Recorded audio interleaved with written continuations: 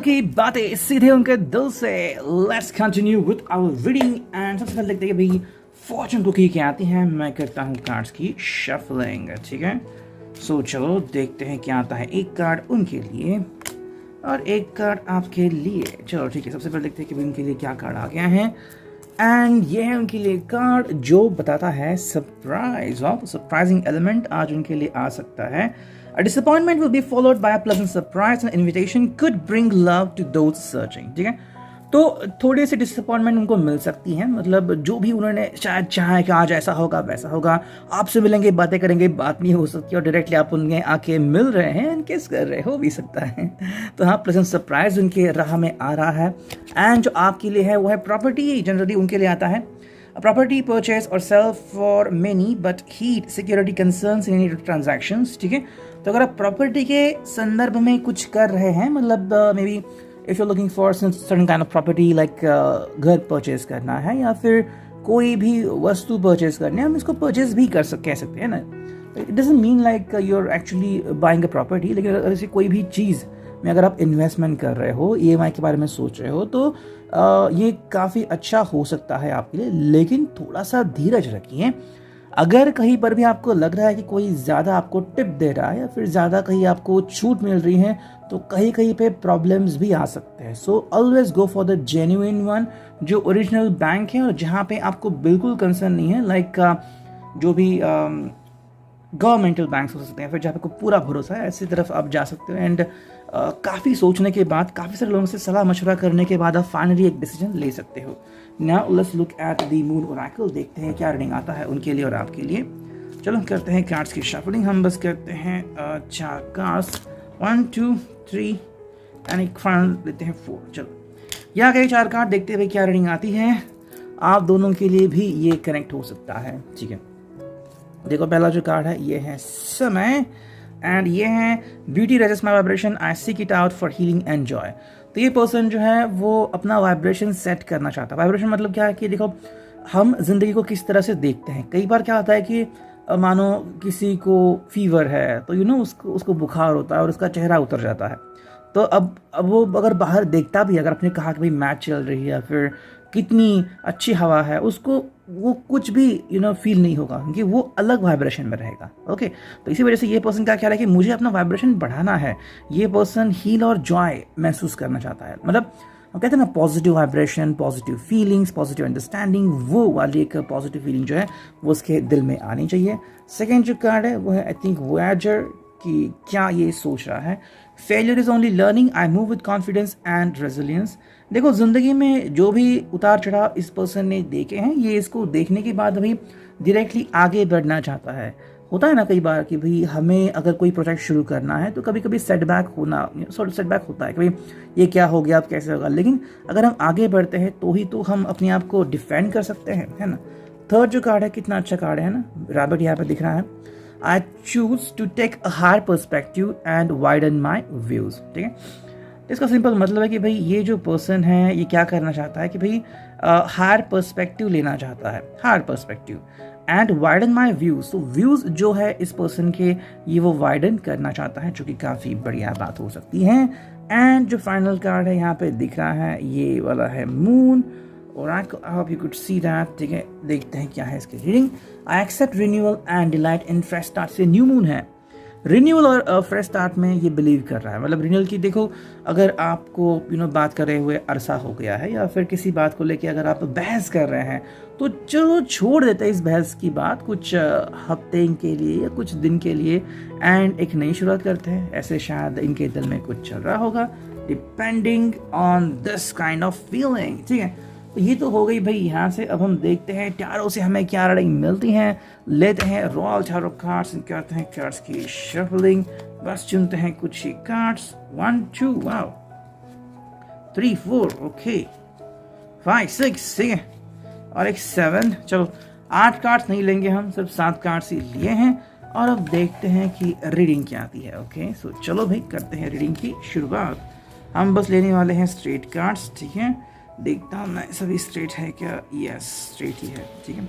चलो भाई करते हैं इसकी शुरुआत। देखो पहला जो कार्ड है यहाँ पे एज यू कैन सी, ऐसा पकड़ता हूँ, ठीक है, ये है 8 of swords. And 8 of swords की जो फीलिंग यहाँ पे आ रही है, मतलब मीनिंग देखो, ये पर्सन को शायद अगर कोई चीज़ में महसूस हो रहा है कि शायद इसने कुछ गलत डिसीजन लिया है। ओके, अब गलत डिसीजन मतलब कि देखो इनके लिए आ गया था फॉर्चून कुकी कि सरप्राइज एलिमेंट तो आने वाला है, लेकिन थोड़ी सी डिसअपॉइंटमेंट पहले आ जाएगी, तो सरप्राइज और ज़्यादा इनको महसूस होगा। उसी तरीके से ये एयर साइन है, जेमिनी, लिब्रा, एक्वेरियस, अगर कोई गलत डिसीजन लिया है तो थोड़ा सा तो असर इनके ऊपर होगा, लेकिन डायरेक्टली फिर उससे बाहर भी वो निकल सकते हैं। सेकेंड जो कार्ड है वो 6 ऑफ सॉर्ड्स, तो कहीं ना कहीं भागने की तैयारी कर रहे हैं, या फिर छुपने की, या फिर दूर जाने की। तो अगर आप इनको लग रहा है कि भाई इन्होंने आपको हर्ट किया है, जानबूझ के नहीं लेकिन बातों से हर्ट किया है, आप भी हर्ट हो गए, तो शायद आपसे नाराज़ हैं, आपसे बात नहीं करना चाहते, आपको और ज़्यादा उकसाना नहीं चाहते। अगर आपको लगता है कि भाई आप जेन्युइनली इनको माफ़ कर सकते हो, तो क्यों नहीं बात करो इनसे और कहो कि भाई चलो जो हो गया वो हो गया, हम दोबारा से एक नई शुरुआत करते हैं, है ना। देखो ये दोनों के लिए भी काफ़ी इंपॉर्टेंट होता है। नेक्स्ट कार्ड है वो है 8 ऑफ वॉन्ड्स, तो 8 ऑफ वॉन्ड्स यहाँ पे आ चुका है। इट्स ऑल अबाउट कि भाई कहाँ तक आप सोच सकते हो, देखो फ्यूचरिस्टिक पॉइंट ऑफ व्यू रखना कोई बुरी बात नहीं है। 9 ऑफ वॉन्ड्स में हम क्या करते हैं, वेट करते हैं, लेकिन 8 ऑफ वॉन्ड्स में हम कुछ तैयारी भी तो कर सकते हैं। कहीं ना कहीं ये पर्सन आगे जाने की फिराक में है, लेकिन बस बात यहाँ पे आती है और अटक जाते हैं कि अगर ये आगे बढ़ना भी चाहता है तो ऐसी कौन सी बात है जिसको लेके वो परेशान है। क्या दोनों के पॉइंट ऑफ व्यू सेम है? क्या आप और उनमें थोड़ी सी डिफरेंसेस बढ़ चुके हैं आजकल? और अगर ये डिफरेंसेस बढ़ चुके हैं तो क्या आप दोनों मिलके ये डिफरेंसेस मिटा सकते हैं या नहीं? नेक्स्ट कार्ड है किंग ऑफ सॉर्ड्स। चलो भाई एयर साइन यहाँ पे टोटली फैबुलसली यहाँ पे आगे बढ़ रहा है। किंग ऑफ सॉर्ड्स मतलब देखो ये पर्सन तो भाई अपने दिल के हिसाब से ही आगे बढ़ रहा है, बहुत सारी प्लानिंग उसके दिमाग में चल रही है और उसके हिसाब से आगे बढ़ रहा है। शायद फाइनेंशियल प्लानिंग भी चल रही होगी, लेकिन मोर देन दैट शायद वो किसी ऐसे पर्सन के ऊपर डिपेंड है जिसके ऊपर शायद इसको खुद ही इतना भरोसा नहीं है, लेकिन सिचुएशन के कारण भरोसा कर रहा है। जैसे कि कोई फ्रेंड, अनजान फ्रेंड जिसने कहा है कि भाई मैं तुम्हारी हेल्प कर दूंगा, तुम्हारी जॉब लगा लूंगा, या फिर कहीं ना कहीं से पैसे मिल जाएंगे। सो मैं बस इतना सोच रहा हूँ यहाँ पे कि भाई ये पर्सन अगर गलत दिशा में आगे बढ़ रहा है तो इसको सही समय पे ही अगर आप रोक दे तो काफ़ी बेहतर मुकाम आप दोनों हासिल करेंगे, बाकी जो प्रॉब्लम्स है उससे आप बच जाओगे। 9 ऑफ कप्स यहाँ पे आ चुका है, तो भाई सेलिब्रेशन का कार्ड यहाँ पे बनता है। तो कहीं ना कहीं पे एक सेलिब्रेशन यानी कि कैंसर, स्कॉर्पियो, पाइसेस वाला जो सेलिब्रेशन है वो इनके दिल में तो आ रहा है और ये महसूस कर रहे हैं कि आप भी इसे महसूस करें। नेक्स्ट कार्ड है वो है 10 of swords and then we have 6 of cups.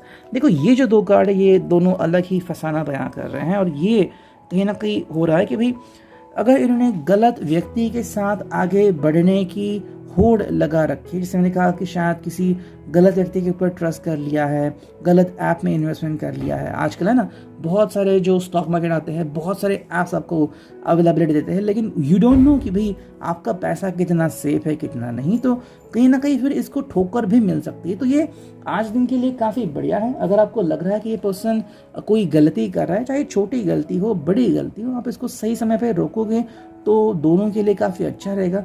देखो थोड़ा सा आपसे हर्ट जरूर होगा कि अभी आप इनको सपोर्ट क्यों नहीं करते, पर what I am telling you long term के लिए सोचो। एंड जो फाइनल कार्ड है वो है 6 of cups, cancer, Scorpio, Pisces. आपका साथ इनको मिलना काफ़ी इंपॉर्टेंट है।